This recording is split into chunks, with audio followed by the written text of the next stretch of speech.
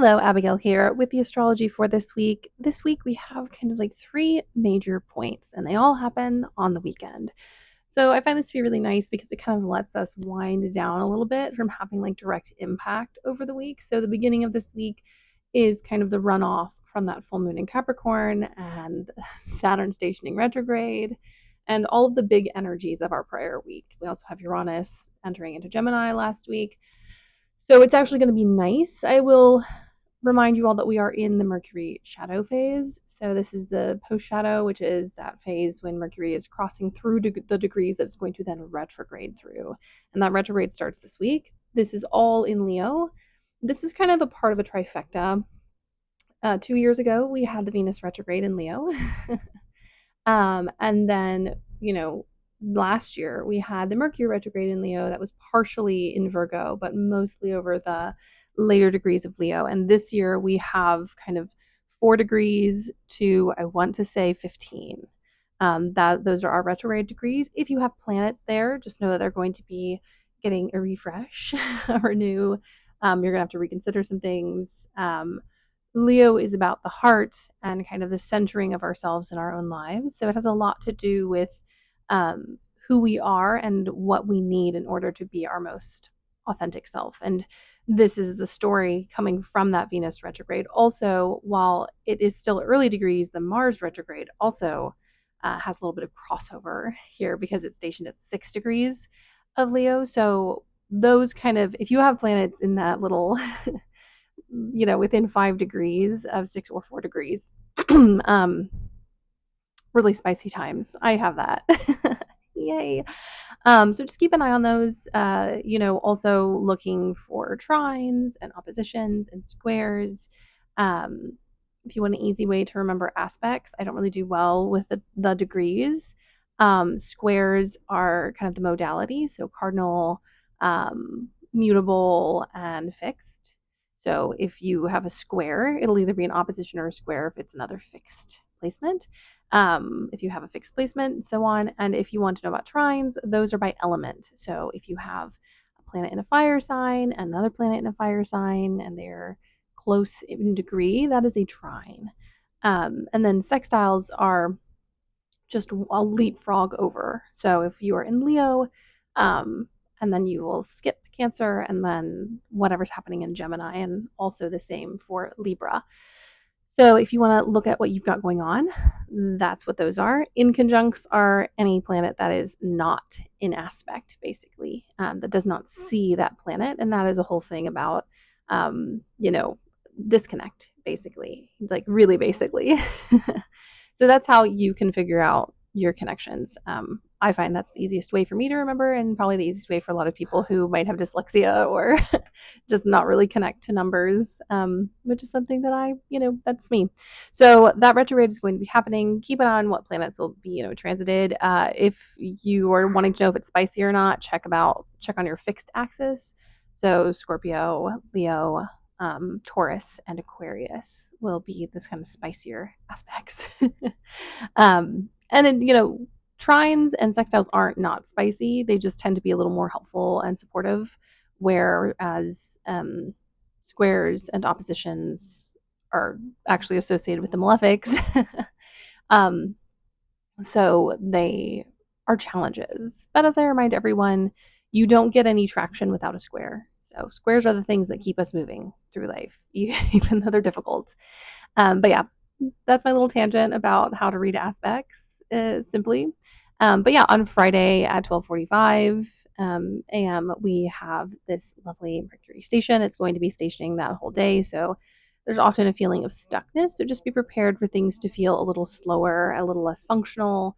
If you are Mercury ruled, so Gemini rising or Virgo rising, like moi, know that this does tend to shake things up. I'm always really positive and like, this retrograde will be great. And then I get completely slammed.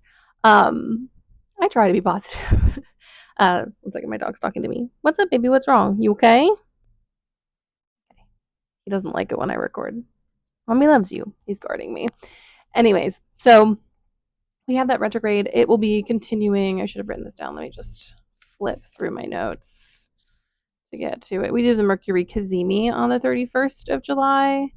And then it stations direct on the 11th of April. So we've got a bit, not April, Jesus, the 11th of August. They both start with an A, folks. So just know that that is the period this is going to be happening. Yeah, I just realized it's a really tough time of year for me. I get to live through a retrograde again. Anyways, I'll store that away for my own personal time. But yeah, so we have this Mercury retrograde. As always, just double check things that you send out that are in written form or are anything underneath um, merchants, intellectual property, education, all of those things. Just keep them under wraps. Anything in business, double check anything that you sign. Know that if something really goes to shit during this, that you will have a chance to go back and fix it. So don't panic. Um, Something's already gone to shit because we're in the shadow period. And this will be the fixing process when it comes back to this degree, which actually, this full moon in Capricorn, the new moon in Aquarius, we will have a retrograded Mercury at the same degree. So, fun fact, 14 degrees. I think it's 14 right now. Can't be 14. Sorry, guys. I'm getting mixed up. But it will be at the same degree. It's going to be earlier because I just remembered how fast Mercury moves. Um, Welcome to me on an ADHD high before I crash out. But yeah, it's going to be similar to last year's, where it's a lot about our place in the world and the things and the people that we need in order to function, and what relationships are working and what are not, based on who we are and the other person is. Um, you're going to find people that you're really compatible with during this retrograde, and people who you are not. People who you thought you were really suited for are going to clearly not be, if that is the case during this retrograde. So, a lot of opportunity to gain and lose friends. Also, remember that, as always, during Mercury retrogrades, and it's kind of a trope, but it always rings true, especially to my clients. A lot of exes and past people that we've kind of cut ties with tend to come back during retrogrades. So, just keep an eye on that and keep that in mind. Not everyone needs to be consigned to the depths once again, but oftentimes in Mercury retrogrades, when someone is coming back, it is not a sign. It's usually just another opportunity to have boundaries and stand your ground. So just know that. But yeah, and then Saturday, we have the Sun square Chiron. So in the midst of this whole stationing and the kind of stagnation and stuff, we are going to have this confrontation with Chiron. Not everyone uses Chiron aspects in their kind of astrological looks at things, but Chiron has always rung very deeply true to me. So I always include him in my readings and in my aspects. A square with the sun is really that facing of pain and wounds. And in fire signs where inflammation and being inflamed is a thing, it is a reminder that some wounds don't heal and often can get triggered. And so this is a triggering of a wound. It's an opportunity to sit with this wound and to consider what is best for you in the context of the wound. I think so much of capitalist healing is to get completely better so you can go burn yourself up again for capitalism. And they think a lot of this, extended stay in Aries that Chiron has. It always has an extended stay. It takes forever to pass through a sign. But this stay that Chiron has in Aries is really about kind of the inflammatory qualities of pain and the suffering that people endure because of pain, and refusing to partake in systems and in abuses that continue your pain. So a lot of us during the Chiron transit in Aries have cut people off who cause pain, have chosen different paths away from like past generational pain. It's this kind of push to this forward, belief and desire that we don't have to suffer. And also a reminder that some wounds never heal. I think once Chiron eventually heads into Taurus, we're going to be focusing more on the healing of things. But in Aries, it is this idea of this kind of open wound that we have to cauterize, which cauterizes the burning of a wound to heal it, to cauterize over and over again, and have to protect from infection and constantly clean and care for, which can get really frustrating. And the square with the sun is this moment of having to accept that this wound is there and that it hurts and that it's not fair. and that the people who did this to us probably will never pay the same price that we pay because, as we know, the axe forgets the tree, but the tree never forgets the axe. So be gentle with yourself this weekend. It's pretty inflammatory with all of the fire energy. Also, not fire based, but definitely inflammation adjacent. We have a Mars South Node conjunction, and these are tricky. Um, the South Node isn't a bad place, but it's a place of a lot of energy and a lot of kind of past entanglements and pile up of things that need to be processed. And when Mars hits it, especially in Virgo, there is a desire to get in there and to figure it out. And the key thing about the South Node is you're never going to get to the end of it. So Mars can, when confronted with the South Node, can get really confronted and overwhelmed and get really nihilistic because of the fact that the South Node is never going to be solved. Especially in Virgo, where Mars wants to solve and to fix and to meddle with. And I think the positive way to confront the South Node with Mars is to focus on one thing that you can change, one way in which you can improve things, one way in which you can digest and untangle and put into action and make functional.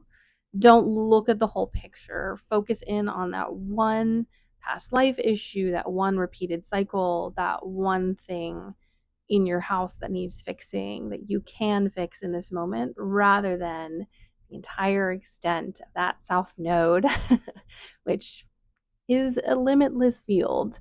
Um, so, yeah, it's a really triggering, inflammatory weekend. Like I said, it is about focusing on what you can and cannot do. It's also about not taking your initial product or thing and being like, well, this is the best I'm ever going to do. And so everything is fucked. Um, that is kind of the response that we can get. And I'm looking at our next week and what we're leading into, and we have Venus square the nodes immediately after. So we're going to be coming very quickly to a crossroads. So, don't feel the pressure in this weekend to do anything. This is a lot of holding and taking cues from the universe. And once again, only focusing on the things that we can handle and change in this moment, in this space and time. Also, because Mercury is going to station retrograde and go go back over these things and then back over them again.